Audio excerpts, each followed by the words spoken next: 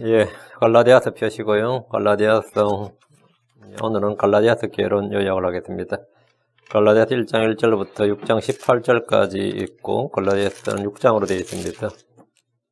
6장 18절까지 있죠.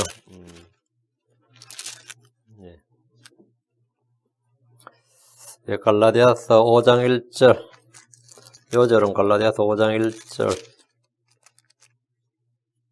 갈라디아서 5장 1절 말씀, 유명한 말씀입니다. 같이 읽겠습니다.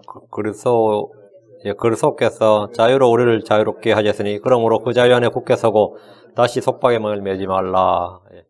그리스도께서 자유로 우리를 자유롭게 하셨으니 그러므로 자유 안에 굳게 서서 다시 속박의 멍을 매지 말라. 이제 한국 같은 케이스는 이제 일본에 속박을 당했죠. 다음에 속박에서 자유로 겨우 얻어나왔더니 다음에는 이제 또 북한이 쳐내려와가지고 속박이 될 뻔했지. 남한 같은 케이스는 북한은 뭐 지금도 속박해. 지금도 아직 조선왕조예요. 여기는 다음에 이시왕조에서 김시왕조로 바뀐 것뿐이지. 이시왕조에서 김시왕조로 바뀐 것뿐이지. 아직도 그건 조선입니다. 그래서 북자이기도 북조선이라잖아요. 늘 북조선이라 그러죠. 근데 이제 이승만 대통령이 하와이에서 죽었는데 죽을 때 유언이 갈라디아서 5장 1절이었어요. 그리스도께서 자유로 우리를 자유롭게 하셨으니 그러므로 그 자유 안에 굳게 서고 다시 속박의 멍을 매지 말라. 요즘 보면 다시 속박의 멍을 매고 싶어가지고 환장한 인간들이 있는 것 같아요. 보니까 다시 속박의 멍을 매지 말라. 이것은 진짜 그리스도인의 자유선언. 갈라디아서 5장 1절은 그 죄의 속박, 마귀의 속박, 육신의 정욕, 육신의 속박, 율법의 속박, 또 이 정치나 이 모든 이 세상의 속박. 하여튼 속박이란 속박은 다, 이 속박의 멍에를 다시 매지 말라. 참 위대한 말씀이죠. 참, 갈라디아 5장 1절은 정말 성경 신약에서 뭐 자유가 많이 나오지만, 여러분이 뭐 진리를 알리니 그 진리가 너를 자유롭게 하리라, 뭐 아들이 너를 자유롭게 하면 자유케 되고, 이 자유가 하는 말씀이 참 많지만, 이 갈라디아서 5장 1절만큼 그 위대한 그 자유선언이 없습니다. 여러분도 이 자유, 내 마음 안에 이 진정한 자유가 있는가? 이 참된 자유가 있는가? 뭔가에 계속 속박에 있지 않는가 했다면 이 말씀을 기억하시고 다시는 이 속박의 멍에, 그 속박이 스스로 자기를 속박하던 것인지 아니면 사람의 속박, 사람에게 속박을 당하든지 이런 거 하지 말고 참된 자유를 얻기를 바랍니다. 이 시간은 이 갈라디아서를 좀 개론 요약하며 정리하겠습니다. 잠깐 기도합니다. 위대하시고 거룩하신 주 하나님 감사합니다. 하나님께서 은혜와 복을 주시고 주의 영을 충만케 해주셔서 이 시간 저에게 참된 자유를 주신 주 예수 그리스도 아버지 하나님 주의 영이 있는 곳에 자유가 있느니라 말씀하셨고 아들이 자유케 하면 모두가 자유롭게 되고 너희가 진리 안에 꾸준히 가면 그 진리를 알게 되고 그 진리가 너희를 자유롭게 하리라 말씀하신 대로 아버지 하나님 그리스도께서 너희를 자유케 하셨사니 다시는 저희가 종의 멍에 속박의 멍에를 매지 않도록 해주시기를 간구합니다. 이 세상 정욕이나 이 세상의 철학이나 이 세상의 풍조나 이 세상의 신 마귀로부터 또 아버지 하나님 율법으로부터 또 세상의 각양 권력 권세들로부터 저희가 속박당하지 않게 하시고 또 무엇보다 저희가 육신의 정욕, 육신의 종된 자들이 되지 않게 하시고 종의 속박, 참 죄의 속박으로 종이 되지 않도록 이 종의 속박의 멍에를 매지 않도록 은혜를 허락하여 주시옵소서. 그래서 아버지 하나님께 주신 이 참된 자유, 영광스러운 자유를 이 땅에서부터 저희 마음에서 누릴 수 있도록 해주시기를 간구합니다. 감사드리며 주의 성기도 합니다. 아멘. 아멘. 네, 오늘은 갈라디아서를 간략하게 정리하는 시간을 갖도록 하겠습니다. 로마서가 교리의 책이라면 고린도전서 후서는 교리와 책망과 바로잡음과 의로 훈육이라고 그랬죠. 순서대로입니다. 로마서가 교리의 책이라면 고린도서는 책망의 책이고 꾸짖는 책이죠. 그들의 죄와 불법 허물을 꾸짖고 해결을 촉구하는. 갈라디아서는 바로잡음의 책입니다. 바로잡음을 위해 쓴 책입니다. 갈라디아서는 흔히 로마서의 속편 또는 로마서의 요약 로마서의 속편, 로마서 요약 로마서를 서머라이즈 한 게 그 로마서가 이제 주제가 방대한데 그 중에 하나 그리스도와 율법, 믿음과 율법, 그리고 은혜와 행위 이런 특정 주제에서 서머라이즈를 딱 한 게 뭐냐면 갈라디아서에 그 유대교와 기독교인 유대교와 기독교, 이스라엘과 크리스천 이런 특정 부분을 잡아내가지고 딱 기술한 책이 있는데 갈라디아서, 로마서의 속편이라고 합니다. 갈라디아서는 로마서와 더불어 율법과 은혜를 다룬, 율법과 은혜란 주제를 다룬 그 교회들에서 가장 중요한 교리서입니다. 율법과 은혜란 주제를 다룬 그 교회, 우리 신약교회의 가장 중요한 책이 갈라디아서입니다. 이 마틴 루터가 종교개혁을 할 때 로마 가톨릭에서 계속 이제 자기들의 그 말쟁이들을 보내가지고 무트하고 대토론을 한번 해보자. Great Debate. 교리 논쟁, 교리 토론을 하자고 할 때, 이 루터가 말빨이 좀 딸릴 것 같은 거예요. 근데 주로 이제 가톨릭에서 내세운 그 웅변가들 또는 그 변증가들이에요. 변증가들은 야고보서를 들고 나왔어요. 야고보서를 들고 나왔고, 루터는 갈라디아서를 가지고 방어를 했습니다. 그래서 이 갈라디아서가 루터의 책이다. 루터가 자기에게 반지 같은 책이다 그랬어요. 루터의 책이라 그러는데, 이 갈라디아서로 가톨릭의 모든 교리를 방어하고 이길 수 있다는 거예요. 갈라디아서는 이 갈라디아 저자는 이제 성령의 영감을 받은 사도 바울이고, 뭐 짧습니다. 6장, 149절, 3098단으로 되어 있습니다. 갈라디아서의 목적은 교회 시대에 구원받은 성도들이 율법과 은혜의 논쟁을 종결짓는 겁니다. 율법과 은혜, 믿음과 행위, 성령과 육신, 유대인과 크리스천, 이런 이 대조적인 주제를 종결짓는 겁니다. 또한 구원받은 하나님의 자녀들 안에서 활동한 은혜의 역할, 은혜의 기능을 보여주는 겁니다. 유대인이나 유대인 크리스천들이 이방인 사도요 교사인 바울을 통해 세운 지역교회들에 들어가서 율법 교사가 되려 하고 그들에게 모세 율법을 지켜야 한다고 저주의 복음을 전했는데, 성경은 다른 복음, 또 다른 복음, another gospel, 또는 저주의 복음을 전했는데 여기에 속아서 할례를 받고 안식일을 지키고 절기를 준수해야 한다는 그런 이방인 신자들이 있었습니다. 특히 심했던 교회가 갈라디아 교회였어요. 갈라디아 지역에 있는 교회들. 그랬고 주로 이제 그리스 철학이나 이런 데 과학이나 세속에 많이 영향을 받았던 것이 이제 골로새 교회였고요. 골로새 교회였고, 갈라디아 교회는 이제 유대주의에 가장 큰 영향을 받았던 교회였습니다. 오늘날 크리스천들 중에도 이런 사람들이 있습니다. 성경은 율법을 지키는 크리스천들 향해서 갈라디아 5장 3절에 내가 할례를 받은 각 사람이 다시 증언하노니, 내가 할례를 받은 각 사람이 다시 증언하노니, 그 유대인이든 유대인 크리스천이든 아니면 이방인 크리스천들이든 하여튼 유대교로 돌아가려는, 내가 할례를 받은 각 사람이 다시 증언하노니, 잘했도다 그게 아니죠. 그는 율법 전체를 향할 의무를 가진 자니라. 만약 율법 준수가 맞다면 크리스천들은 복음을 듣고 믿은 후에 맨 먼저 침례가 아니라 할례를 받아야 될 겁니다. 뿐만 아니라 당연히 율법 전체를 향할 의무를 가져야 됩니다. 그런데 지금 성경은 율법 전체를 향할 의무를 가진 자들을 강력하게 지금 비난하고 책망하고 있습니다. 이 말은 크리스천은 율법 전체를 향할 의무가 없다는 말입니다. 누구라도 갈라디아서 정확하게 읽고 그대로 믿는다면 교회 내에 율법주의의 누룩은 감히 틈을 탈 수가 없을 겁니다. 갈라디아서는 갈라디아 지역에 있는 모든 교회들에 보낸 편지입니다. 주목하셔야 됩니다. 갈라디아서는 다른 모든 서신서와 마찬가지로 이미 복음을 듣고 믿은 구원받은 성도들, 그 교회를 상대로, 크리스천들을 상대로 한 서신입니다. 불신자들이나 이교도들이나 유대인들을 대상으로 쓴 편지가 아닙니다. 모든 성경 해석의 기본 원칙은 수신자가 누구냐, 이 편지를 받는 수신자가 누구냐, 이게 가장 기본입니다. 로마서에서 빌레몬서까지 바울 서신은 그 대상이 신약교회에 구원받은 성도들이며 특히 이방인 신자들입니다. 바울 서신은 교회에 대한 주의 명령이며 교회에 주신 하나님의 규례입니다. 앞으로 가서 고린도전서 14장 37절 두 구절 봅니다. 11장 2절, 14장부터 14장 37절 내가 너에게 쓰는 것들이 주의 명령인 줄 인정할지니라. 내가 너에게 쓰는 것이 뭐라? 주의 명령이다. 바울 서신서는 주의 명령이다. 모세가 쓴 글이 모세의 글, 모세의 율법, 이게 뭐죠? 주의 명령이죠. 주의 법이다 말이에요. 마찬가지로 바울 서신도 주의 명령, 주의 법이다 이거예요. 11장 2절 형제들아 너희가 모든 일에서 나를 기억하고 또 내가 너희에게 규례들을 전해준 대로 그것들을 지킴으로 내가 너희에게 규례들을 전해준 대로, 바울이 전해준 규례, 그게 모세가 전해준 규례가 아니고 바울이 전해준 규례, 내가 너희에게 규례들을 전해준 그대로 그것들을 지킴으로 이제 내가 너희를 칭찬하노라. 출애굽한 이스라엘에게 모세를 통해 약속의 땅에서 주님 오실 때까지 이스라엘이 믿고 행해야 할 규례가 율법이라면 바울 서신은 구원받은 이방인 신자들이 그리스도 안에서 교회 내에서 믿고 주님께서 오시는 그날까지 행해야 할 규례입니다. 그 율법은 이스라엘이 예수님의 초림 때까지 행해야 될 하나님의 명령이고, 지금 바울 서신은 예수님이 재림 때까지 크리스천들이 행해야 될 명령이고, 이 말입니다. 이제 이해되시죠?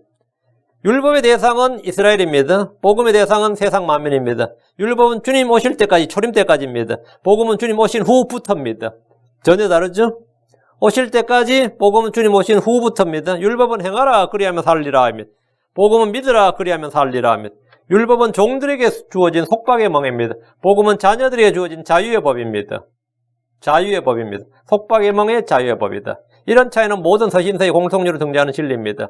하나님은 이 사도 바울을 통해서 모든 교회에서 행해야 할 규례를 정해주었습니다. 고린도전서 7장 17절, 오직 하나님께서 각 사람에 나눠주신 대로 주께서 각 사람을 부르신 대로 그는 그럴지어다. 내가 모든 교회에서와 같이 이같이 규정하노라. 내가 모든 교회에서 이같이 규정하노라. 바울이 내가 규정하노라. 이게 바울 서신이 뭐라고? 하나님의 말씀, 명령, 규정이다. 많은 성도들이 성경의 아무 부분이나 다 교회의 규례로 받아들이고 실행하려 한다면 그는 성경대로 믿고 행하는 것이 아니라 말씀을 바르게 나눌 줄 모르는 그런 사람에 불과하죠. 말씀을 바르게 나눌 줄 모르는 그런 사람입니다. 예를 들어 안식교도들은 출애굽한 이스라엘 백성들이 이스라엘 땅에서 주님이 오실 때까지 지켜야 할 하나님과의 표적으로서의 안식일에 관한 율법을 이 시대에 구원받은 이방인 신자들이 지켜야 할 하나님과의 그 명령, 약속, 표적 이렇게 생각합니다. 안식교도는 다 그렇게 행합니다. 만약 안식일에 관한 율법이 이 시대에 성도들이 지켜야 할 율법이라면 우리는 한 손에 성경, 한 손에 돌을 집어야 됩니다. 왜? 주님께서 안식일을 더럽힌 자는 다 반드시 죽일지니 이랬죠. 안식일을 더럽힌 자는 다 반드시 자기 부모나 자기 자식이라도 다 반드시 죽일지니라. 누구든지 안식일에 일하는 자는 반드시 죽일지니라. 이게 율법이에요. 죽여도 좋다. 그게 아니고 반드시 다 죽여야 된다 율법이에요. 반드시 누구든지 다 죽일지니라. 하지만 어떤 크리스천도 안식일에 관한 이런 율법을 지키지 않습니다. 왜 그렇습니까? 그것은 교회에 주신 규례가 아니기 때문입니다. 오늘날 안식교도나 여호와의 증인들, 메시아의 유대인들을 비롯한 많은 이단 종파들이 모세율법의 준수를 지켜야 한다고 외치지만 자신들도 전혀 지키지 않는 율법을 자신들도 전혀 지키지도 않고 지키지 못하고 있다는 것을 감추고 있는 겁니다. 갈라디아 지역은 굉장히 넓은 지역이었고 유대인들이 많이 살고 있는 이방 땅이었습니다. 갈라디아 1장 2절, 나와 함께 있는 모든 형제들과 더불어 갈라디아의 교회들의 편지하노니, 갈라디아의 지역에 교회들이 여러 개 있는 거죠. 갈라디아의 교회들의 편지하노니, 갈라디아의 교회들이란 말씀을 통해서 이 지역에 있는 모든 지역 교회들의 보낸 서신으로 대상은 구원받은 교회 성도들, 특히 이방인 성도들입니다. 오늘날 율법주의를 자처하는 일부 유대인들이 갈라디아서의 진리를 회피하기 위해서 갈라디아서를 심각하게 왜곡하는 일이 허다합니다. 갈라디아서는 구약의 율법을 신약교회에 적용하려는 자들을 때려 부수는 쇠망치고 불입니다. 갈라디아서는 종교행위, 인간의 선행, 자기의등을 내세우는 캐톨릭을 비롯한 모든 이단 종교들의 거짓과 위선과 허구를 밝히는 성례의 검입니다. 갈라디아서는 거짓 복음과 저주의 복음을 정죄하고 저주하고 심판하는 의의 말씀입니다. 오늘날 일부 성도들 중에는 대상과 세대를 구분하지 못한 채 성경에 기록된 말씀이라면 지금 다 우리가 행해야 되고 지켜야 되는 줄로 생각하는데 이것은 어리석은 율법주의입니다. 초대교회 때 에베소에 있었던 율법주의자들은 갈라디아 교회에도 맹의를 떨쳤고 많은 성도들이 날과 달과 절기를 지켰고 심지어 할례를 받는 일까지 발생했습니다.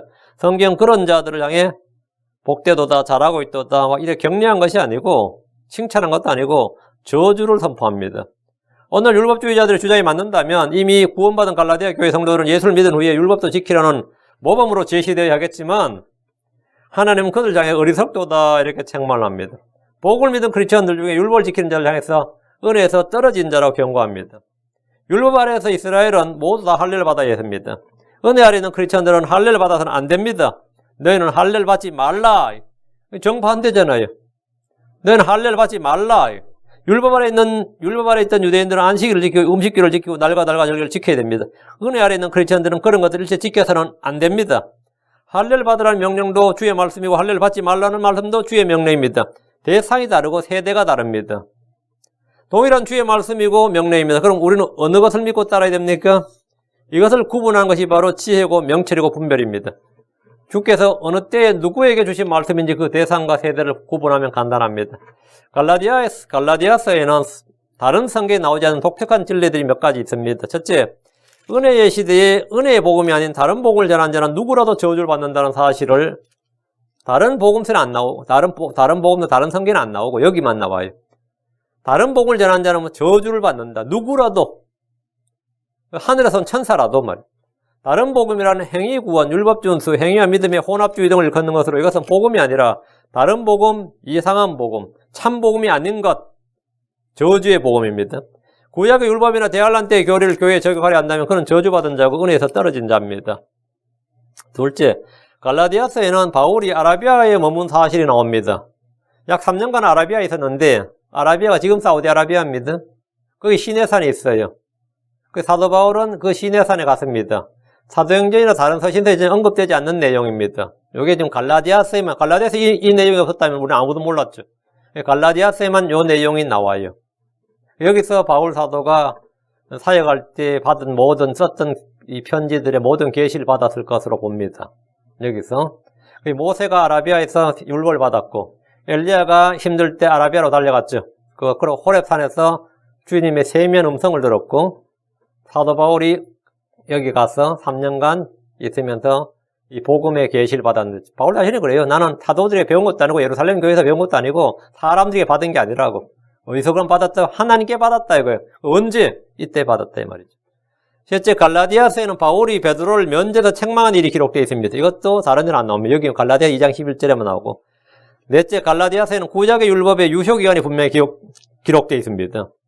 그게 갈라디아 3장 19절에 약속을 받은 그 시가 오실 때까지, 갈라디아 4장 2절 아버지가 정한 때까지, 또 개혁의 때까지 뭐 이런 게 때까지란 말이 나오죠. 이 갈라디아서 이게 율법의 유효기간이 분명하게 정확하게 언급되어 있습니다.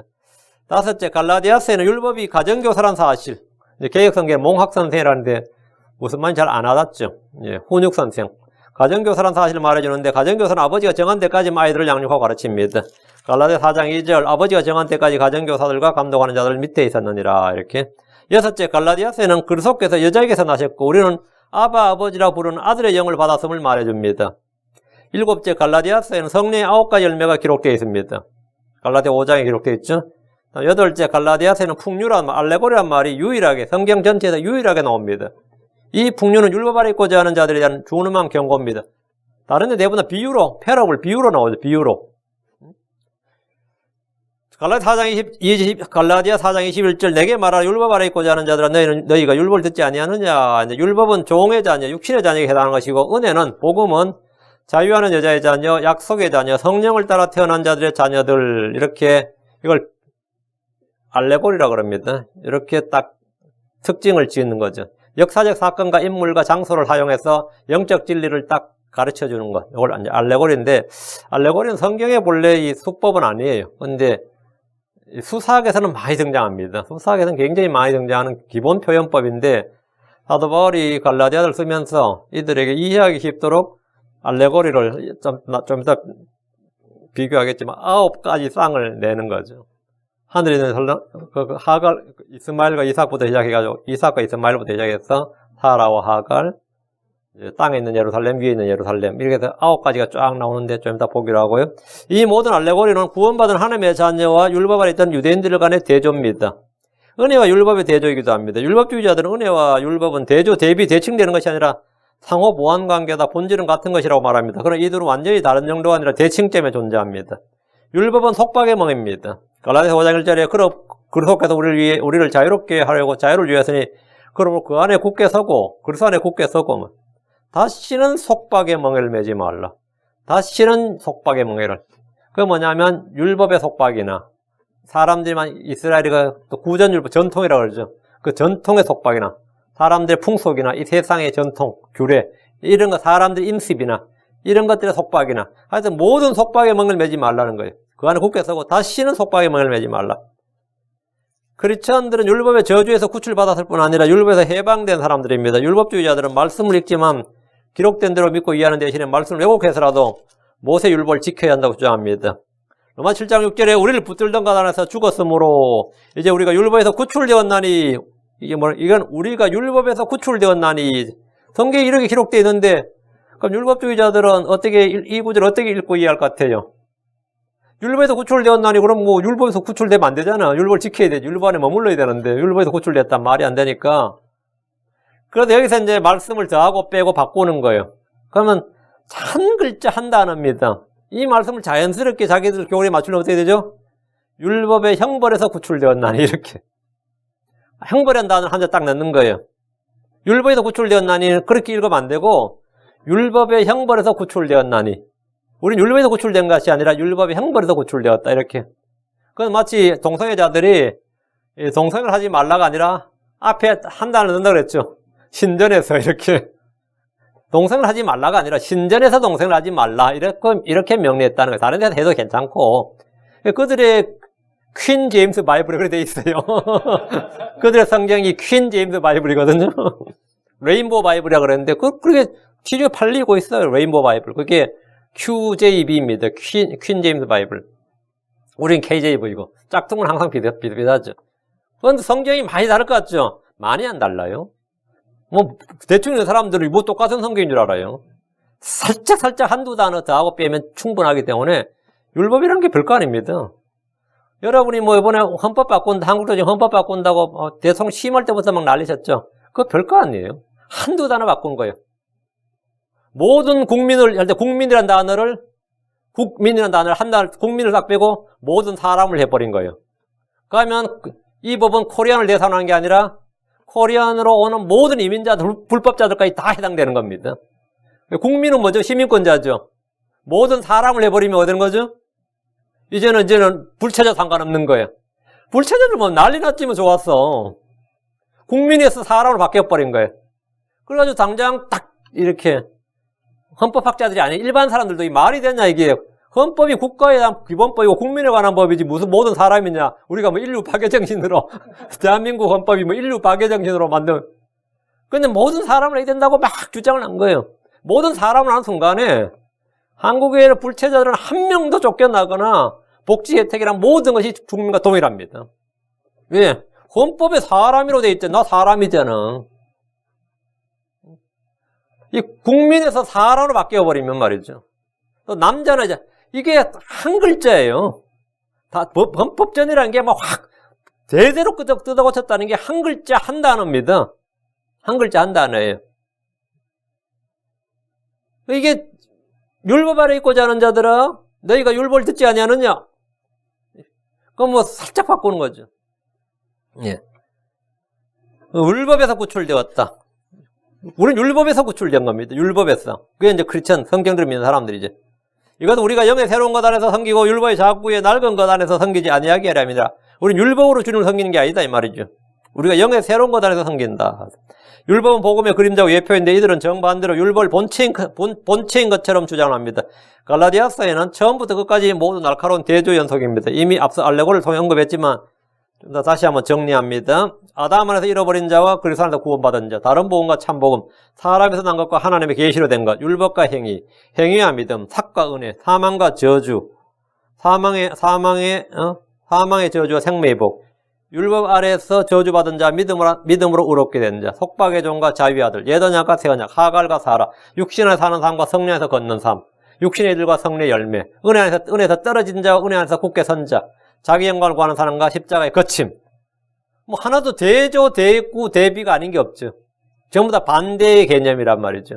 모두 다 대조적인 주제를 다룹니다. 갈라디아서의 핵심 모의는 율법, 믿음, 자유, 성례입니다.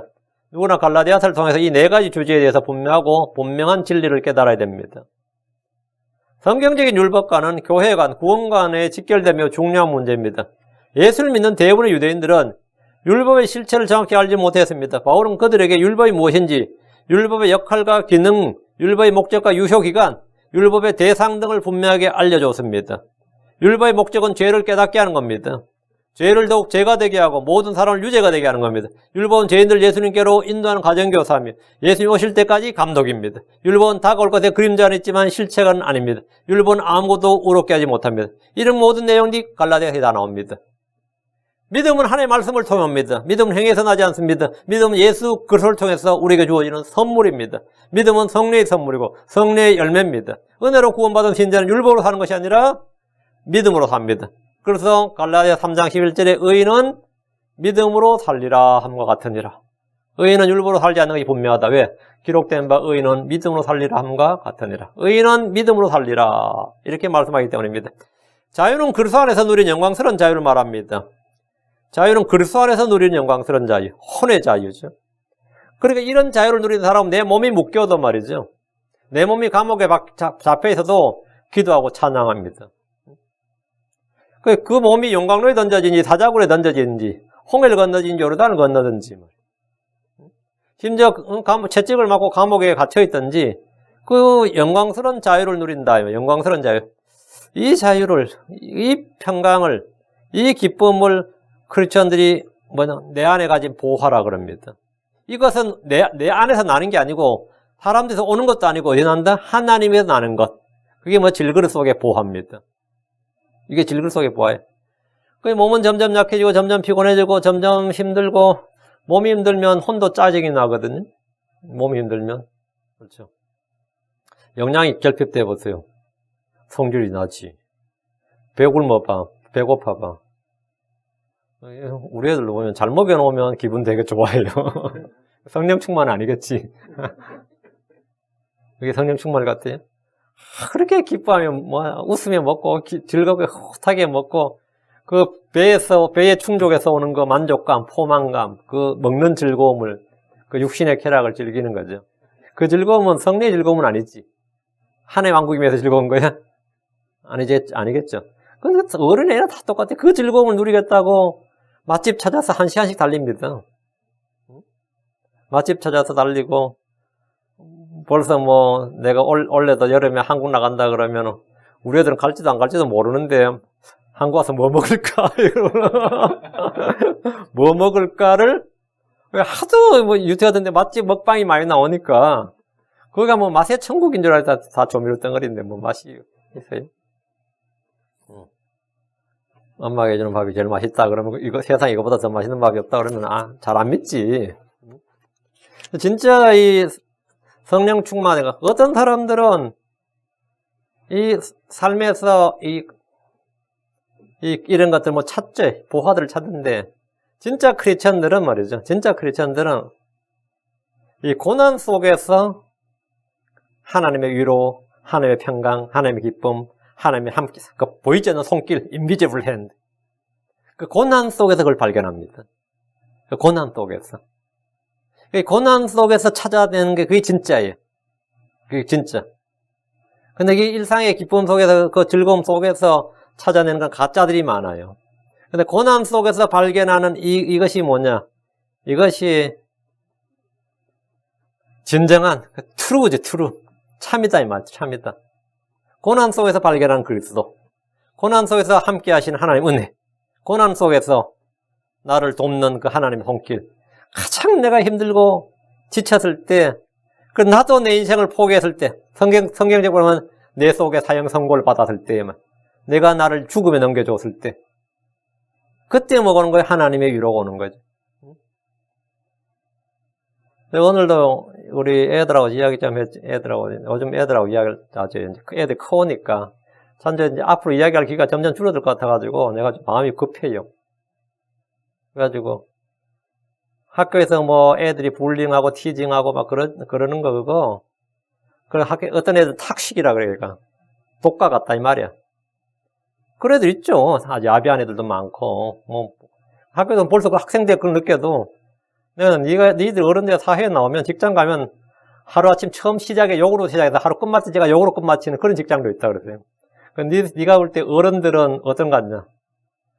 학교에서 클래스 수업에서 야비한 애들 보는데 어른들이 얼마나 야비한 줄 아냐? 응? 나이 들면 들수록 더 야비한 줄 아냐? 그거 아느냐? 얼마나 이 사람들이 야가 빠졌고 야비한 줄 아느냐 이거예요. 교회 오면 이 교회 오는 사람들 다 좋은 사람 같냐? 얼마나 야비한 인간들 많은 줄 아느냐? 네가 볼 때 교회 성도들 다 목사들 다 좋은 사람 같냐? 난 학교 다닐 때부터 선생님한테 그렇게 어뷰징을 많이 당했다 그랬어요. 선생님이 어떻게 학생을 어뷰지하냐? 없는 놈 다 어뷰지 한다고. 나는 그러니까 동네에서 어른들한테 두들겨 맞고 학교 가면 학교 선생님한테 그 알죠? 그 옛날 출석부 여러 생긴 거 알죠? 출석부로 막 얘 머리 찍어요. 이래 찍어. 나 여러 번 찍혔어요. 왜? 없는 놈 애니까 뭐 그냥 뭐 있는 놈이야. 그냥 상주죠. 그 선생님이 뭐 학생을 뭐 어뷰즈를 하는데 나 같은 애들이야 그냥 뭐 완전히 뭐 부모 없는 애에다가 하니까 뭐 두들겨 맞고 시키고 뭐 찍고 하는 거 세우는데 내가 이를 악물고 공부를 해서 초등학교 6학년 때는 제가 1등 했어요. 1등 했는데 상을 안 주는 거야. 졸업식 때 1등 하면 상 보통 5-6개 받아야 됩니다. 그런데 안 줘. 내 이름이 안 불려. 다른 나머지 애들 나보다 못하는 놈들 전부 다 하면 4개, 5개 막 이래 받는, 그날은 뭐 상 뽕 터진 날 아니에요? 근데 하다 안 돼, 이제 상에서 저축상을 나한테 주더라고. 내가 저축을 했어요? 한번 엿먹으라지. 근데 그 선생님 집도 잊혀지지 않습니다. 내가 그 이야기 애들한테 해줬어요. 선생도 그렇게 야비하다고. 너희들이 생각하는 선생도 인간 같지 않은 선생 많고, 목사도 목사 같지 않은 사람 많고, 의사도 많아. 세상이란 게 그런 것이다, 이거예요. 세상이란 것이. 그러니까 절대로 세상이란 것이 아름답고, 이쁘고, 좋고, 그런 거 아니다고요. 쏟고 속이는 게 세상이고, 쏟고 속이는 게 사람이다. 하나님 한 분 외에는 절대로 신뢰해서는 안 된다. 하나님 한 분 외에는. 하나님 한 분 외에는. 이 사람을 신뢰하는 거, 뭐 세상을, 이거 미친 짓이다, 이거예요. 미친 짓이다. 지금 우리가, 여기 지금 본문에서는 이 갈라디아서 마찬가지예요. 지금 제일 문제는 뭐냐면, 지금 유대인들, 아니면 유대인 크리스천들이죠. 얘들이 와가지고 지금 이방인 크리스천, 자유를 얻은 크리스천들이 지금 자유를 속박하는 거 아니에요? 그래서 왜, 우리의 자유를 엿보고 속박하는 거거든요? 근데 우리가 진짜 자유를 얻었다 하면, 진짜 우리 자유를 얻었다 그러면 그 자유가 어디에 있겠느냐, 이거. 어디를 같아요?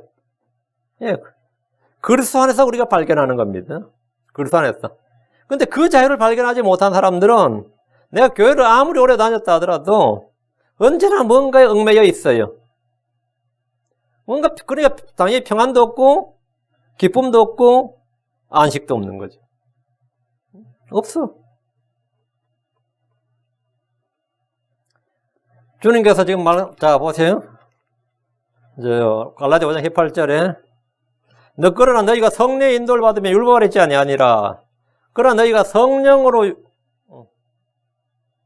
인도를 받으면. 그러니까 주의 영이 있는 곳에 자유함이 있느니라 했단 말이죠. 그 자유는, 여기서 말하는 자유란 어떤 자유냐? 내 몸이 다 묶여도 혼의 자유가 있는 거예요. 내 몸이 다 묶여도. 율법은 무거운 짐이고 속박에 모이고 뭔가를 붙드는 겁니다. 예수는 우리를 자유롭게 하기 위해서 오셨습니다. 크리스천은 자유케 된 자입니다. 죄에서 자유롭게 되고 율법에서 자유롭게 되고 모든 저주와 정죄로부터 자유롭게 되고 모든 속박의 멍에로부터 이 세상의 모든 것으로부터 그 내 혼을 얽매는 어떤 것도 있을 수가 없습니다. 어떤 것도. 왜? 내 안에 뭐가 있다? 주의 영이 있다. 주의 영이 있는 그곳에 뭐가 있다? 자유가 있다. 자유가 있다. 돈이 있는 곳에 자유가 있는 게 아닙니다. 주의 영이 있는 곳에 자유가 있어요. 주의 영이 있는 곳에 자유가 있어요. 자, 갈라디아를 통해서 우리는 율법에 따라 몇 가지 부류의 크리스천들을 볼 수 있습니다. 초대교회 때 특수한 상황이 아니라 오늘도 여전히 존재하는 부류들인 거로 우리 이 부분에 대해 잘 알아야 됩니다. 첫째, 유대주의적 크리스천들입니다. 이들은 예수님을 구약에 예언된 약속된 메시아로 믿습니다. 이방인 크리스천들은 이들이 예수를 믿는다는 점 때문에 같은 크리스천인 줄로 알지만 전혀 아닙니다. 이들의 주된 관심은 그리스도가 아니라 유대인이었고 복음이 아니라 율법이었습니다. 유대주의적 크리스천들은 예수님이 이스라엘만의 메시아이므로 모든 이방인들은 먼저 유대인이 되어야 된다는 겁니다. 이들은 유대인들이 복음을 통해 크리스천이 되어야 한다는 것이 아니라 이방인들이 복음을 통해서 유대인이 되어야 된다는 겁니다. 예수님을 세상 만민의 구원자, 세상을 구원하러 오신 구주가 아니라 유대인들의 구원자란 겁니다. 고로 유대인이 아닌 모든 사람들은 구원을 받기 위해서 유대인이 되어야 한다는 겁니다. 오늘날 이들은 자신들을 크리스천이 아니라 메시아닉 주이시 이렇게 부릅니다. 이들은 교회나 은혜의 복음에 대해 거의 무지한 존재들입니다. 유대인적 관점에서 선민의식만 존재할 뿐입니다. 이들의 주된 관심은 예수님 복음 교회가 아니라 유대인과 율법입니다. 갈라디아서에 나오는 율법주의자들이 바로 이런 부류에 속한 자들입니다. 신약 성경에 나오는 어떤 이방인 크리스천들도 구원받기 위해서 유대인이 된 적이 없고 어떤 사도도 이방인들이 그런 요구를 한 적이 없습니다. 이방인들이 유대인처럼 되어야 되는 것이 아니라 유대인들이 도리어 이방인들이 구원받은 것처럼 구원을 받아야 됩니다. 유대인이나 이방인이나 구분 없이 모두 그리스도 안에서 거해야 됩니다. 둘째, 크리스천 율법주의자들입니다. 크리스천 율법주의는 legalized Christianity라고 하면 이거는 유대인 크리스천하고 좀 차이가 있어요. 교회는 믿음과대로 율법을 지켜야 한다는 가르침인데 선행은 구원의 일부 또는 필수라고 여기는 겁니다. 율법을 선별적으로 교회에 적용하거나 대체해서 적용하는 겁니다. 안식일을 주일로 대체하고 성전을 교회로 대체하고 제사장을 목사로 대체하고 11조를 헌금으로 대체해서 지키는 것이 바로 크리스천 율법주의자들입니다. 셋째는 크리스천 무법주의자들입니다. 율법에 따라 나누는 거예요. 크리스천 무법주의자들. 이거 뭐냐, 크리스천들은 율법과 아무런 상관이 없고 율법 위에 있기 때문에 율법은 소용이 없다, 우리에게 소용이 없다 이거죠. 이건 율법 폐기론자 또는 율법 무용론자들이라고 말하기도 합니다. 모든 죄는 다 용서받았고 더 이상 정죄나 저주가 없기 때문에 어떻게 살아도 상관없다고는 방종을 낳기도 합니다. 우리는 율법이 증언한 예수님, 율법이 계시하는 예수님에 대해서 분명하게 알아야 됩니다. 율법은 합법적으로 사용하면 좋은 것입니다. 율법이 주는 교훈은 여전히 유효합니다. 넷째, 율법의 성취자, 새로운 법을 지닌 크리스천들입니다. 새로운 명령, 새로운 법을 지닌 크리스천들. 그리스도인들은 모세 율법이 아닌 그리스도의 법, 생명의 성령의 법을 지니고 있습니다. 성도들은 믿음의 법, 의의 법, 자유의 법, 왕가의 법, 사랑의 법을 가지고 있습니다. 예수님은 새로운 계명을 주었습니다. 크리스천에게 주어진 법은 유대인들의 법과 완전히 다릅니다. 지생제, 성전, 성막, 제사장, 날과 절기, 안식, 음식규례, 할례, 11조 등 그런 것이 없습니다. 우린 갈라디아서를 통해서 믿음, 율법, 성령, 자유, 하나님의 아들에 대해서 배우게 됩니다. 자, 그럼 본문을 간략하게 정리합니다. 갈라디아서 1장은 다른 복음으로 가는 크리스천들, 다른 복음을 전하는 사람들에 대한 경고입니다. 1장 6절, 7절. 그리스도의 은혜 안으로 너희를 부르신 분을 너희가 이렇게 속히 있다나 다른 복음으로 옮겨가는 것을 내가 이상히 여기노라. 그것은 또 다른 참 복음이 아니며 다만 너희를 어지럽히고 그리스도의 복음을 왜곡하려 하는 자들이 들어있도다. 다른 복음, 다 뭐죠? 참 복음이 아니며 복음을 왜곡하는 자들 이랬죠. 본문에서 말하는 다른 복음이란 구원받기 위해서 율법을 지켜야 한다는 이단과 구원받은 후에는 율법을 지켜야 한다는 이단입니다. 할례를 받으라든지 안식을 지키라든지 음식규를 지키라든지 절기를 지키라든지 율법 준수는 하나님을 사랑하는 방식이다 등등의 속임수가 교회로 들어왔는데 이것을 다른 복음, 참 복음이 아닌 거짓 복음, 그리스도의 복음을 왜곡하는 것이라고 합니다. 성경은 다른 복음을 전한 자들에게 저주를 선포합니다. 8절 9절. 그러나 우리나 혹은 하늘로부터 온 천사라도 우리가 너에게 선포한 복음 외에 어떤 다른 복음을 너에게 선포하면 그는 저주를 받을지어다. 우리가 전에 말한 같이 내가 지금 다시 말하노니 만약 어떤 사람이 너희가 받아들인 것 외에 어떤 다른 복음을 너에게 선포하면 그는 저주를 받을지어다. 우리나 다른 누구라도 사도 바울 자신이라 할지라도 아니 12사도 중에 다른 사도라 할지라도 예루살렘에 어떤 장로든지 뭐 상관없이 누구라 할지라도 심지어 하늘에서 온 천사라 할지라도 저주를 받는다. 이 땅에는 천사들의 계시를 받았다는 사람들이 들어 있습니다. 이슬람교 천사 가브리엘에게 저주를 받았은 게 코란이라고 합니다. 그렇게 자기들이 주장합니다. 몰몬교 요셉 스미스도 천사 모로나에게 계시를 받아서 송파를 발견했고 번역해서 몰몬교에 나왔다고 주장합니다. 천사들의 계시를 받았다 이거. 그럼 바울은 누구에게 계시를 받았을 것 같아요? 다행스럽게도 그들은 예수 그리스도로부터 계시를 받았다고 말하지 않는 게 그나마 다행이야. 천사에게 계시를 받았다잖아요. 그럼 사도 바울이 선포한 복음은 사람들에게나 또는 천사들에게 받은 것이 아니라 주 예수 그리스도의 계시로 받은 겁니다. 11절 12절. 그러나 형제들아 내가 너에게 확실히 알리노니 내가 선포한 복음은 사람을 따라 나지 아니하였느니라. 나는 그것을 사람에서 받지도 아니하고 배우지도 아니하였으며 다만 그것은 예수 그리스도의 계시로 말미암았느니라. 사도 바울은 예수 그리스도의 계시로 말미암은 복음을 우리에게 전해준 겁니다. 사람에게 받거나 배운 것도 아니고 내가 가브리엘에게 받은 게 아니다. 미가엘에게 받은 게 아니다 말이죠. 나는 뭐라고요? 그것은 예수 그리스도의 계시로 말미암았느니라. 그리고 13절부터 사도 바울은 자신과 유대인의 관계를 증언한 간증입니다. 이 속에는 다른 곳에서 나오지 않는 사도 바울의 행적이 나오는데 그가 구원받은 후에 아라비아로 갔다는 이야기입니다. 아라비아는 모세가 율법을 받았고 엘리야가 주님을 만나러 갔던 바로 그곳입니다. 사도 바울도 바로 그곳에 갔다요. 2장입니다. 바울과 다른 사도들, 바울과 예루살렘 교회 관계를 말해줍니다. 2장은 바울과 다른 사도들, 바울과 예루살렘과의 교회, 예루살렘 교회의 관계. 바울은 아라비아에서 돌아와서 다마스쿠스에서 복음을 전하다가 3년 뒤에 베드로를 만나려고 예루살렘에 와서 보름 동안 15일을 함께 지냈고 주의 형제 야고보 외에는 다른 사도들을 만나보지 못했습니다. 12사도 중에서는 베드로 한 명 만난 거죠. 주의 형제 야고보 12사도는 아니니까. 근데 지금 초대교회 의장은 주의 형제 야고보였어요. 야고보가 그때는 갑이었어요. 주의 형제 야고보가 예루살렘 교회는 베드로가 아니라 야고보가 갑이었고 그건 훗날까지 계속해서 그랬습니다. 야고보 근데 바울은 한참 뒤에 자기가 올라갔는데 3년 뒤에 가서 그냥 두 사람 만난 게 다 했다 이거죠. 그러나서 그 후에 14년이 지나서 예루살렘으로 다시 갔는데 이때는 여러분이 아는 사도행전 15장에 나오는 율법의 문제를 규명하기 위해서입니다. 이방인들 율법을 지켜야 되느냐 말아야 되느냐, 할례를 지켜야 되느냐 말아야 되느냐를 안 가도 되는데 성도들이 좀 갔다 오라 그런 거예요. 이 바울이 주장하는 것하고 유대인들이 주장이 너무 다르니까 예루살렘 교회에 가서 좀 확증을 받아와라 이래 된 거예요. 그래서 바울이 바나바와 같이 올라갔었죠. 바울이 예루살렘으로 올라간 이유는 거짓 형제들 때문이었다. 바울이 그들의 인정을 필요로 한 것이 아니고 심지어 만약 그때 예루살렘 교회에서 뭐 율법 지키라 했다 해도 바울은 씻어 먹힐 이야기가 아니었다 이거죠. 갈라디아 2장 4절에 나와요. 바울은 단 한 시간도 그들이 굴복하지 않았다. 6절에는 예루살렘 종교회의로 인해서 바울이 받은 것이 아무것도 없었다는 겁니다. 거기 가서 참 유익했다. 그들이 나를 전폭적으로 지지했다. 뭐 이런 것도 아니고 아무것도 없었다. 이거. 7절, 8절은 베드로와 바울의 사이가 어떻게 다른 걸 말해주는데, 자, 7절, 8절.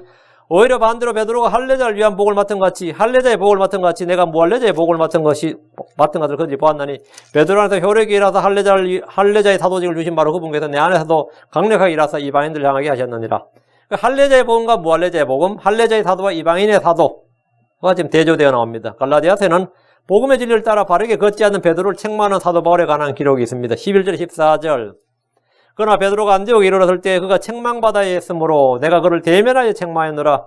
야고보에서 온 어떤 사람들이 오기 전에 그가 이방인들과 함께 먹었으나 베드로가 이방인들과 함께 같이 먹었는데 식사를 같이 했는데 야고보에게서 어떤 사람들이 오는 거예요. 야고보가 보낸 사람들. 야고보가 예루살렘 교회 의장이었다 그랬죠. 감독이었다고. 야고보에서 어떤 사람이 왔는데 그들이 잘못 보이면 이게 안 되는 거예요. 베드로가 눈치를 싹 보게 된 거죠. 그래서 어떻게 된 거죠? 그들이 오매 할례자들에 속한 그들을 두려워하여 야곱에서 온 그들이 누구란 거죠? 할례자들에게 속한 그들 이랬잖아요. 야고보 밑에 있었던 크리스천들은 유대인 크리스천이죠. 그 예루살렘 크리스천들은 어떤 자들하고요? 할례자들에 속한 그들을 두려워하여 그가 뒤로 물러가 자신을 분리하였으므로 다른 유대인들도 그와 함께 윗선을 행하고 지금까지 아무 문제 없었는데 야고보가 보낸 사람들은 뭐죠? 종교 경찰 같은 거예요. 종교경찰 감독과 같은 거란 말이에요.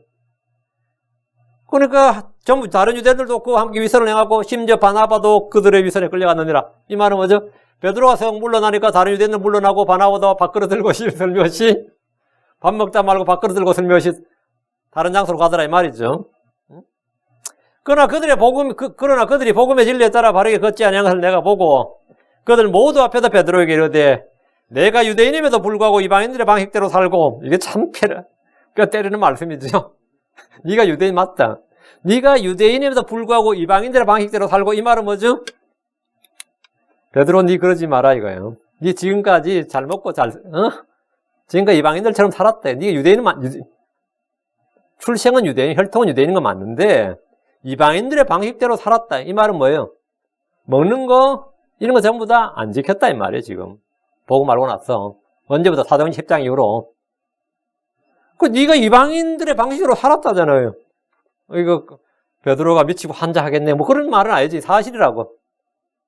네가 이방인들의 방식대로 살고 유대인들처럼 살지 아니하면서 베드로는 어떻다고요? 이방인들의 방식대로 살고 유대인들은 살지 않았다고. 바울도 마찬가지였고요. 어째 이방인들을 강요해서 유대인들처럼 살게 하느냐 하였노라. 이렇게 공개적으로 면박을 줬는데 이 속에 베드로도 뭐라고요? 유대인처럼 안 살았구나. 베드로도 이때 이미 유대인처럼 안 살았구나. 그러니까 사도들은 예수님 죽은 후에도 계속 율법을 지켜서 이 말이 뭐죠? 이 한마디에서 다 깨지는 거죠. 이 글 속에 이 한 줄에서 다 깨지는 거예요. 바울만 그랬던 게 아니라 베드로 자신도 뭐라고? 유대인들 본 앞에서는 설명없이 유대인처럼 사는 것처럼 했고 평소에 유대인처럼 안 살았다. 그럼 베드로도 할 말 있지. 뭐요? 유대인을 얻고자 함이라. 이러잖아. 유대인들에게 실족글을 주지 않고자 함이니라. 내가 한번 그러고 싶어 그랬겠냐고. 한 명의 유대인이라도 얻고자 함이니라. 이러면 되는데 지금은 유대인과 이방인이 같이 있는 타이밍에 지금 이렇게 했기 때문에 이제 책망을 받은 거죠. 바울도 유대인들 앞에서는 유대인들처럼 행동했어요. 바울 자신도 유대인들만 있을 때, 회당에 갔을 때나 이럴 때나 성전에 갔을 때는 똑같이 유대인들처럼 행세했습니다. 왜? 자기가 원래 유대인이기도 하거든요. 그들에게 걸림돌과 실족거를 두지 않고 그들 혼을 한 명이라도 더 구원하고자 했어요. 그거는 됐어, 오케이야. 근데 이방인들 앞에서는 그렇게 하면 안 된다 이 말이죠. 그렇게 했다. 그래서 이 구절은 굉장히 중요한 구절입니다. 네가 유대인에도 불구하고 이방인들의 방식대로 살고 유대인들처럼 살지 아니하면서 요까지. 이거는 오늘날 율법 준수, 율법주의로 완전히 요즘 애들 쓰는 표현이 있는데 떡 실신시킨다 그런 표현이죠. 그런 실신시키는 표현이에요. 이 말씀 한 줄이. 요 구절을 네가 읽어봤느냐 하면서 네가 요 부분을 읽어봤느냐. 사도들이 율법대로 안 살았다는 건 네 아느냐. 사도들이 유대인들처럼 안 살았다는 거 아느냐. 유대인의 방식대로 살지 않았다. 예. 베드로는 분명히 유대인이었지만 이방인들 방식대로 살았습니다. 그러나 유대인들이 본 앞에서 갑자기 이방인들 앞에서 자신을 분리하고 그들 유대인들처럼 살도록 강요했습니다. 이것이 윗선이고 책망받을 일이었습니다. 갈라디아서 2장은 율법을 통해 그렇게 될 수 없다는 점을 가장 선명하게 강조하는데 그 16절부터 21절입니다. 자, 3장으로 갑니다. 3장 1절부터 7절은 율법과 성령, 율법의 행위와 믿음의 대조를 다룹니다. 우리는 율법의 행위가 아닌 믿음으로 성령을 받았습니다. 하나님께서는 율법의 행위가 아닌 믿음으로 성령을 제공해 주십니다.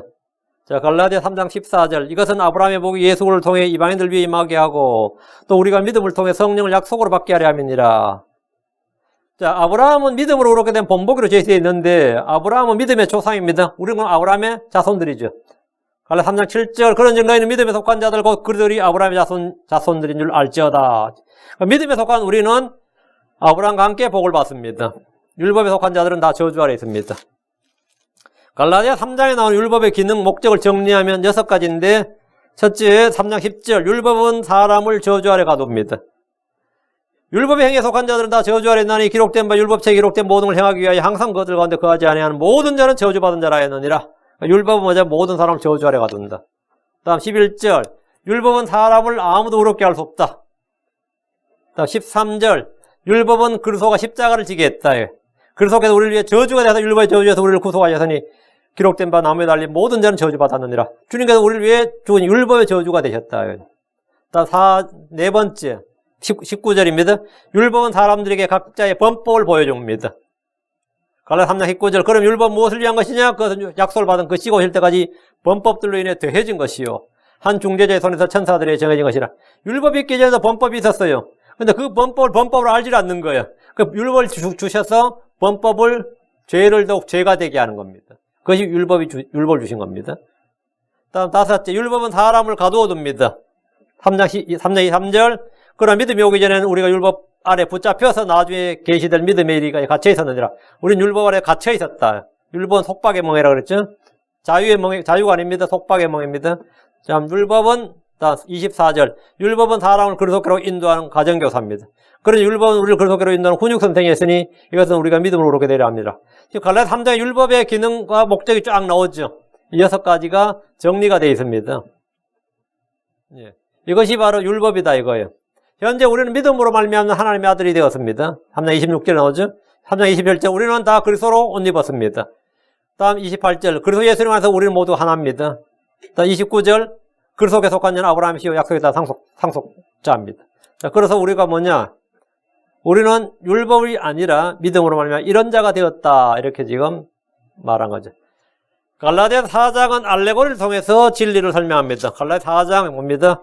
이곳에는 9가지 짝을 비유들로 들어서 비교하고 대조하는데 아브라함의 두 아들 이삭과 이스마엘, 사라와 하갈, 세 번째 시온과 시내산, 새 예루살렘과 땅에 있는 예루살렘, 자유로운 여자 사라와 종된 여자 하갈, 약속을 따라 출생한 아들과 육신을 따라 출생한 아들, 새 언약과 옛 언약, 약속의 자녀들과 속박의 자녀들, 은혜와 율법. 이렇게 이것은 알레고리다 하고 성경에 지금 기록되어 있는데, 이것은 굉장히 중요한 내용입니다. 이유가 여러분이 이 부분은 왜 중요하냐? 왜 중요하냐? 우리는 성령을 따라 난 자들이죠. 우리는 성령을 따라. 지금 이스라엘은 뭘 따랐죠? 육신을 따라 난 자죠. 그럼 우리는 약속의 자녀들이죠. 그럼 육신의 이스라엘 지금 현재 유대인들은 뭐죠? 육신의 자녀죠. 그러면 이삭은 약속의 자녀죠. 성령을 따라 태어났죠. 그럼 우리는 크리스천은 이삭에 해당되고 지금 현재 유대인 이스라엘은 뭐에 해당되는 거죠? 이스마엘에 해당되는. 물론 유대인을 뒤집어질 이야기지. 왜? 역사적으로 이스마엘은 지금 중동의 아랍 계통 애들 이스마엘 후손이라고 그러잖아요. 다 물론 아닙니다. 이집트가 이스마엘 아무 상관없어요. 이집트가 이스마엘은 못 상관했어요. 모압 족속이 이스마엘 못 상관했어. 근데도 불구하고 그 코란 경전이 아브라함 이스마엘로 이어져요. 그쪽은 성경이 아브라함 이삭 야곱으로 이어지잖아요. 그러니까 그쪽은 이스마엘을 정통을 하다 보니까 다 이스마엘 후예라 그래. 근데 이스마엘 후예라 그러는데 육신적 혈통으로는 유대인이 이삭의 후예고 야곱의 후예죠. 근데 이건 알레고리로 영적으로 받을 때 우리는 뭐죠? 우리는 사라의 자녀단 말이에요. 우리 위에 있는 예루살렘, 사라 위에 있는 예루살렘이라며. 우리는 우리 모두 어머님 뭐라 우리는 위로부터 난 자니까 위에 있는 예루살렘 났다니까 뭐죠? 예. 그러니까 거기가 위에 있는 예루살렘 우리 어머니가 되는 거죠. 우리가 위에서 난 자니까. 성녀로서 난 자니까. 그 출생에 관한 문제에 있어서 우리는 뭐라고요? 그 사라, 이삭, 약속의 자녀, 성령으로 난 자, 위로부터 난 자, 위에 있는 예루살렘, 시내산, 크리스천 이렇게 연결된다고. 그러면 이집트 여자, 종된 하갈, 이스마엘, 땅에 있는 시내산, 뭐죠? 땅에 있는 예루살렘, 뭐죠? 그거는 뭐가 된 거예요? 지금 현재 유대인 이래 된다고. 지금 갈라디아 4장이 바로 그래서 할 수 없이 이게 이 역사적 현실하고 이게 안 되니까 이걸 알레고리니라 이렇게 지금 말하는 거죠. 그래서 자 28절 형제들아 이제 우리는 이삭과 같이 약속의 아이들 여기 안드라인 쫙 형제들아 이제 우리 누구야? 크리스천은 갈라디아 교인들 사도 바울 자신 형제들아 이제 우리는 이삭과 같이 이스마엘 같이 아니고 이삭과 같이 약속의 아이들 우리가 이삭이도 지금 유대인들은 뭐라고? 이스마엘이고 하갈의 자녀고 이래 됐다. 이 위대한 진리가 제가 이거 어떤 이 메시아닉 주의시하고 추종한 사람하고 이 이야기를 한번 해서 한 적이 있는데 무슨 동맥을 끊는 소리를 한다 그러더라고요. 성경의 혈통 동맥을 끊는 소리를 한다 그러더라고요. 다시 보라고 자세히. 그 상상도 못했던 이야기였던 거예요. 그 사람들에게 이 말이. 잘 보라고. 우리가 크리스천이 뭐라고? 이방인 크리스천들이 지금 뭐라고? 이삭의 자녀라. 이삭이고 지금 현재 유대인이 뭐라고? 이스마엘인데 왜 이스마엘 되자고 자꾸 그러냐 이거예요.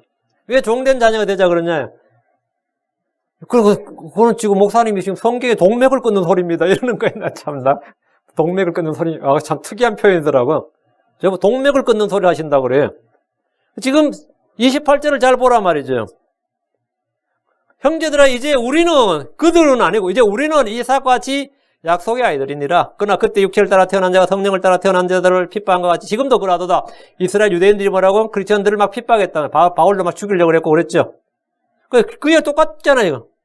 그럼에도 불구하고 성경 기록이 뭐라 말하느냐? 역사는 뭐냐? 누굴 쫓아냈다고요? 너의 여자와 그녀의 아들을 내쫓으라. 너의 여자의 아들은 자유로운 여자의 아들과 함께 상속자가 되지 못하라. 우리는 전부 다 뭐라고? 약속의 상속자들이다. 우리는 그리스도의 상속자, 하나님의 상속자. 자, 뭐야? 어게 빼도 박도 못하는 진리지. 요즘 현대로 뭐더라, 이걸 빼박이라 그래요. 이거 빼박의 진리야. 빼도 박도 못하는 진리야. 왜? 선명히 기록이 돼 있다, 이거. 이거는 교리가 뭐 할 거 없단 말이에요. 딱 선명히 기록이 돼 있다고요. 이건 해석의 영역이 아니단 말이죠. 그런즉 형제들아 이처럼 우리는 너의 여자의 아이가 아니요. 우리는 너의 여자의 아이가 아니요. 하갈의 여자 이스마엘이 아니요. 자유로운 자의 아이니라. 그래서 사라 위에 있는 예루살렘, 그다음 뭐예요? 예, 이 사고로 이어진다. 제가 이 진리를 참 발견할 때 참 기뻤어요. 예전에 이거 하고 나서는. 근데 뭐 이 진리 발견해도 뭐 써먹을 일이 별로 없다가, 이제 이 율법주의자를 만났을 때 이거 많이 써먹었네. 갈라디아 4장 참 많이 써먹었던 것 같아요. 펴라 해가지고 항상 이 갈라디아 4장을 폈던 것 같아요. 갈라디아 4장을 한번 펴봅시다 하면서 항상 이 구절들을 제가 이제 근데 반발심하더라고요. 전혀 독특한 해석이시네. 독특한 해석 그런 식으로 많이 말하더라고요. 여러분 분명히 알아두셔야 됩니다. 해석이 아니라 기록입니다. 갈라디아서 5장입니다. 갈라디아서 5장은 그리스도인의 자유선언입니다.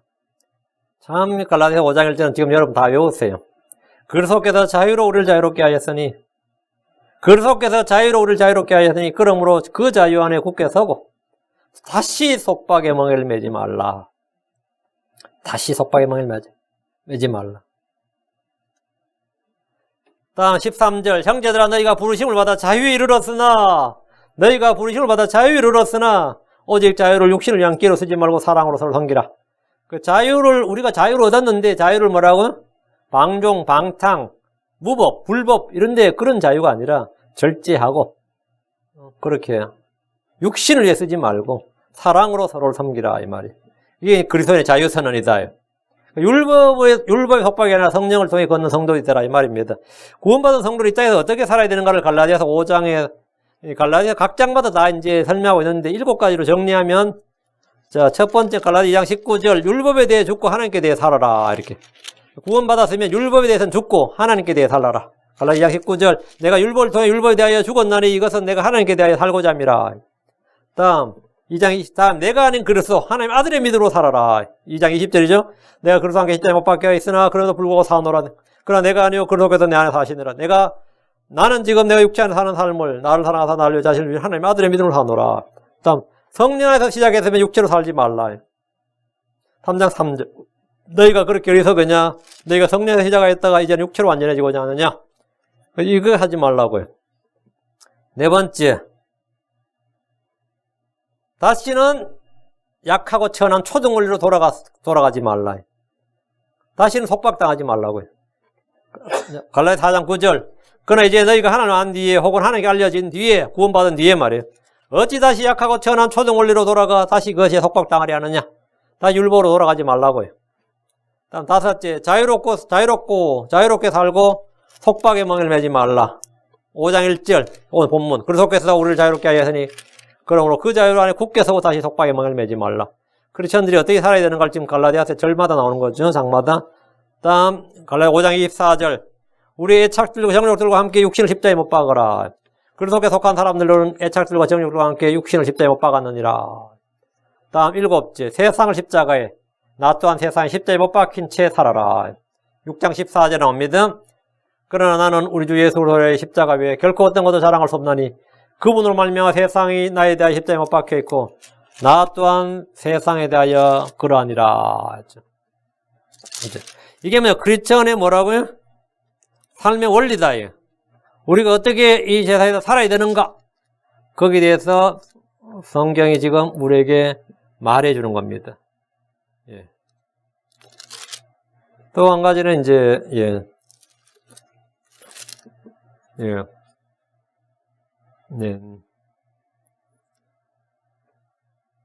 됐어요. 여기까지가 7가지네요. 그러면 7가지 되겠네요. 자, 갈라디아 6장은 그리스도인의 이웃 사랑에 관한 말씀입니다. 갈라디아 6장은 그래서 이웃 사랑하는데 이웃 사랑이라는 게 이웃의 1절에 다른 사람의 잘못을 회복시키라는 거죠. 6장 1절 다른 사람의 잘못에 뻔하거나 오류에 빠지거든 너희가 온유의 영으로 회복시키라. 그리고 자기 자신은 그 경계로 삼고 동일한 잘못에 빠지지 말라는 겁니다. 두 번째는 2절에 서로 남의 짐들을 지라. 크리스천의 이웃 사랑에 관한 말씀이죠. 그 다음에 세 번째는 6절 성경을 가르치는 자와 함께 좋은 것을 나누라. 이웃의 목자도 포함시키라 이 말이에요. 갈라디아 6장 6절 말씀 안에서 가르침을 받는 자는 가르치는 자와 함께 모든 종을 나눌지니라. 이 말씀은 목사님이 갈라디아에서 제일 좋아하는 말씀 갈라디아 6장 6절이었지. 목사님이 갈라디아 제일 좋아하는 말씀 뭡니까 하면 갈라디아 5장 1절 이래야 되는데 아마 저 빼고 모든 목사들이 제일 좋아하는 말씀입니다. 그럼 위선자들 가운데 저를 포함해서 모든 목사들이 제일 좋아하는 말씀일 겁니다. 저 빼고 그러면 이럴 거야. 저를 포함해서 아마 모든 목사들이 제일 좋아하는 말씀인지 모르겠네. 예, 아마 가장 좋아하는 구절일 겁니다. 예, 다음 지금 갈라 6장은 지금 이웃 사랑에 관한 겁니다. 다음에는 6장 10절이죠. 확실한 말씀입니다. 모든 사람 범위가 너무 크죠. 모든 사람이래. 모든 사람.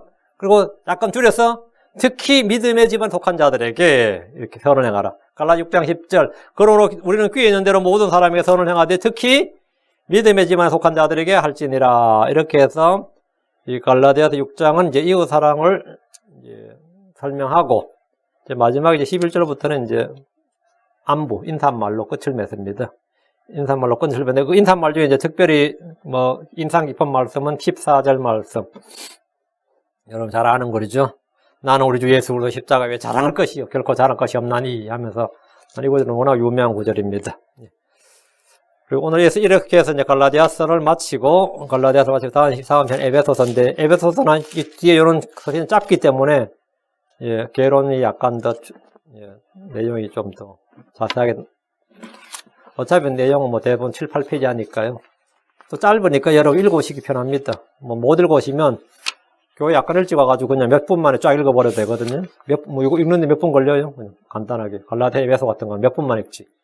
쫙 한번 읽어버리고 들으시면 됩니다. 집에 가셔서 한번 다시 이런 식으로 정리를 해보시고요. 그동안 자신에게 미진했던 부분이 있으면 확실히 정리해 두시고, 특별히, 갈라디아서가 뭐, 한마디로 그냥 말하면 자유의 서신입니다. 자유를 선포하는 서신이다, 이 말입니다. 자유를 선포하는 서신. 그렇게 아시고, 이제 기도합시다. 여러분이 전부 다 참된 영혼의 자유라고 그러죠. 그 혼의 자유를 얻기를 간절히 바랍니다. 어떤 그 고난과 어려움 속에서도 혼의 자유를 얻기를 바랍니다. 기도합시다. 위대하시고 거룩한 주 하나님 감사합니다. 하나님께서 은혜 복을 주시고 주의 영을 충만케 해주셔서 참으로 우리가 주께로부터 얻은 자유, 주님으로부터 받은 영광스러운 자유, 또 진리를 알게 되고 얻는 자유, 그리스도께서 우리에게 주신 자유, 또 주의 영이 있는 곳에 자유가 있다고 하신 그 자유, 저희 속에, 저희 밖에 무엇이 있든지 간에 저희 속에 주님께서 주신 이 주의 성령, 주의 보화를 가지고 저희가 이 땅을 참으로 육신 속에서 권능있게, 은혜롭게 늘 기쁨과 감사가 충만한 가운데 또 아버지 하나님, 우리가 무언가 좀 구별된 그런 삶을 살 수 있도록 그런 복된 삶을 허락하여 주시고 그런 자유를 누릴 수 있도록 위해서 그런 자유를 엿보는 형제들, 그런 거짓 형제들 또는 세상 사람들, 아니면 우리의 육신적 형제들, 그들의 우리가 이것을 참 증언할 수 있도록 해주시고 같은 길을 걸을 수 있도록 하나님 은혜 베풀어 주시고 저희에게 온유의 영을 허락해 주셔서 언제 답변할 것을 주시고 바로 잡을 수 있도록 해주시고